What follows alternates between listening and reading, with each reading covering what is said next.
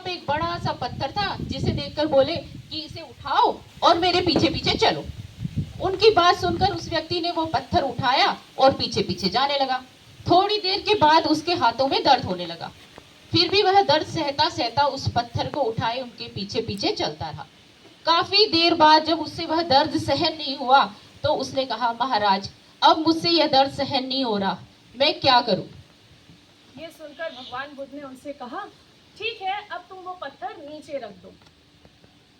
अब उन्होंने उनसे पूछा, अब तुम्हें कैसा लग रहा है? तो उसने कहा, बड़ी देर से मेरे हाथों में बहुत दर्द हो रहा था, लेकिन अब मुझे आराम है। तब उन्होंने कहा, यही तो है तुम्हारे सुखी होने का राज। वो इंसान बड़ा ही कंफ्यूज्ड था, तो उसने बोला कि मुझे समझ नहीं आया कि आप कहना क्या चाहते हैं। तो भगवान बुद्ध जी बोले, बहुत ही साधारण सी बात है।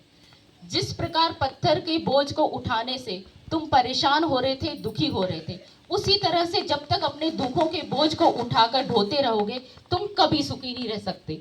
सुखी होने का यही राज है। जिस प्रकार पत्थर रखते ही तुम्हें आराम मिला, उसी तरह जैसे ही अपने दुखों को तुम साइड में रख दोगे, उन्हें छोड़ दोगे, उनका बोझ हटा दोगे, तभी तुम खुश हो जाओगे।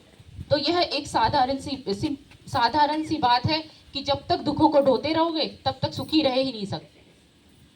इस कहानी से हमें शिक्षा मिलती है कि हमें अपने दुखों के बोझ को हमेशा जितनी जल्दी हो सके दूर रख देना चाहिए और सुख के बारे में सोचना चाहिए, तभी आपको जल्द से जल्द सुख की प्राप्ति हो जाएगी। धन्यवाद।